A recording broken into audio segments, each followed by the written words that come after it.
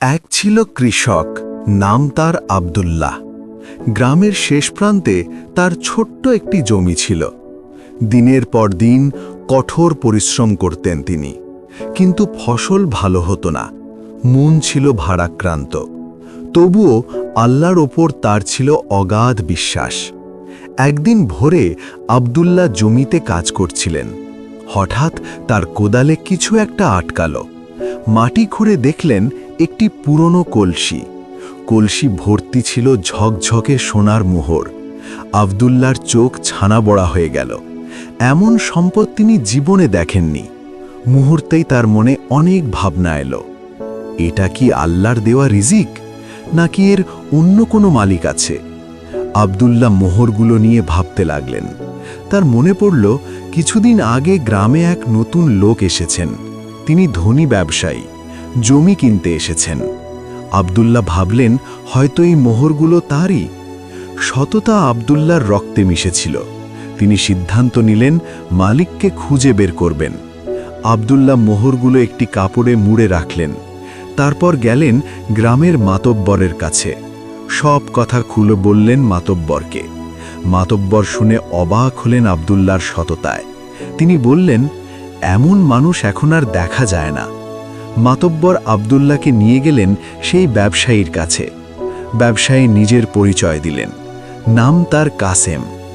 কাসেম অনেক বছর ধরেই গ্রামে আসছেন। তিনি বললেন, তার পূর্বপুরুষদের একটি জমি ছিল এখানে। সেখানেই তারা একসময় কলসিতে মোহর রেখেছিলেন। আব্দুল্লাহ কাসেমকে মোহরগুলো দেখালেন। কাসেম মোহরগুলো দেখে আবেগ আপ্লুত হয়ে পড়লেন। তিনি বললেন, এগুলো আমার পূর্বপুরুষদের সম্পদ। আমি ভাবিনি এগুলো আর কখনো খুঁজে পাব। কাসেম আব্দুল্লাহর সততায় মুগ্ধ হলেন। তিনি আব্দুল্লাহকে বললেন, এসব মোহর আপনার প্রাপ্য। আল্লাহ আপনাকে এর পুরস্কার দিয়েছেন। কিন্তু আব্দুল্লাহ নিতে রাজি হলেন না। তিনি বললেন, যা আমার নয় তা আমি গ্রহণ করব না। আমার সততা আমার কাছে সব থেকে বড়। কাসেম অনেক অনুরোধ করলেন আব্দুল্লাহকে। অবশেষে আব্দুল্লাহ একটি শর্ত দিলেন। তিনি বললেন, যদি এই মোহরগুলো দিয়ে গ্রামের গরিবদের জন্য কিছু করা হয় তবে আমি খুশি হব। কাসেম সানন্দে আব্দুল্লাহর শর্ত মেনে নিলেন। কাসেম মোহরগুলো দিয়ে একটি মসজিদ তৈরি করলেন এবং গ্রামের গরিব শিশুদের জন্য একটি স্কুল খুললেন। আব্দুল্লাহর সততার গল্প ছড়িয়ে পড়ল চারিদিকে। সবাই আব্দুল্লাহকে সম্মান করতে শুরু করল। আব্দুল্লাহর ফসলও দিন দিন ভালো হতে লাগল। তার জমিতে বরকত এলো অপ্রত্যাশিতভাবে। আব্দুল্লাহর পরিবার সুখে শান্তিতে দিন কাটাতে লাগল। তিনি বুঝতে পারলেন, সততার ফল সব সময় মিষ্টি হয়। আল্লাহ সৎ মানুষকে কখনো বঞ্চিত করেন না, বরং উত্তম প্রতিদান দেন এই দুনিয়া ও আখিরাতে। এই গল্প আমাদের শিক্ষা দেয়, সততা জীবনের সবচেয়ে বড় সম্পদ। লোভ মানুষকে অন্ধ করে দেয়, কিন্তু সততা এনে দেয় সম্মান ও বরকত। আব্দুল্লাহর মতো সৎ হতে চেষ্টা করি আমরা সবাই। জীবনে যতই অভাব আসুক না কেন, আল্লাহর উপর ভরসা রাখুন। সৎ পথে চলুন, আল্লাহ সাহায্য করবেন।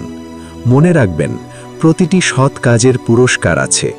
আল্লাহ আমাদের সবাইকে সৎ থাকার তৌফিক দিন। আব্দুল্লাহর গল্প আজও গ্রামে বলা হয়।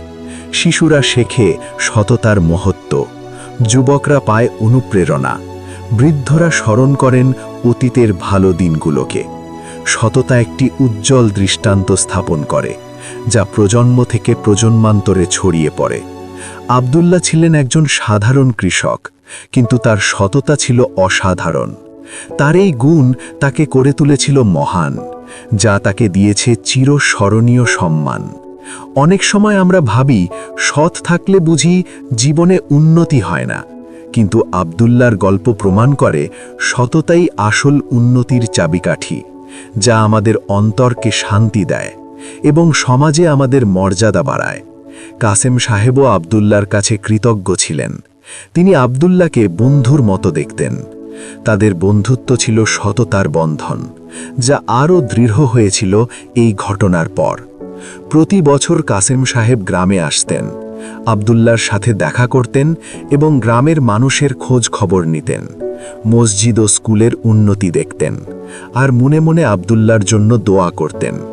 আব্দুল্লাহর জীবন ছিল সহজ সরল, কিন্তু তার মন ছিল আকাশের মতো উদার। তিনি কখনো নিজের জন্য কিছু চাননি, সব সময় অন্যের ভালোর কথা ভাবতেন। এটিই ছিল তার চারিত্র্যের বিশেষত্ব। এই গল্প থেকে আমরা শিখি, সত্যিকারের সুখ বস্তুতে নয়, এটি আত্মিক শান্তি ও সততার মধ্যে নিহিত। আব্দুল্লাহর জীবনে অভাব ছিল, কিন্তু তার মনে কখনো লোভ ছিল না। এটাই তাকে সাধারণ থেকে অসাধারণ করেছে। তার নাম আজও উজ্জ্বল হয়ে আছে। গ্রামের প্রতিটি শিশুর মুখে তার গল্প, যা তাদের সঠিক পথে চলতে শেখায়।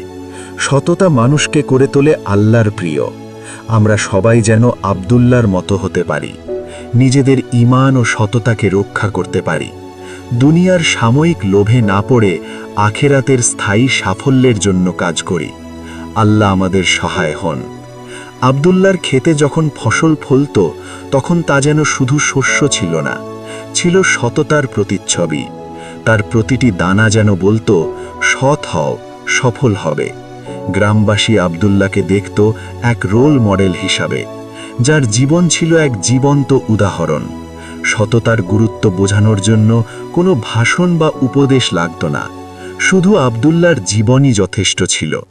তাই আসুন আমরা সবাই চেষ্টা করি আব্দুল্লাহর মতো সৎ জীবন যাপন করতে, নিজেদের প্রতিটি কাজে সততা বজায় রাখতে। আল্লাহ আমাদের এই প্রচেষ্টাকে কবুল করুন এবং আমাদের জীবনকে বরকতময় করুন।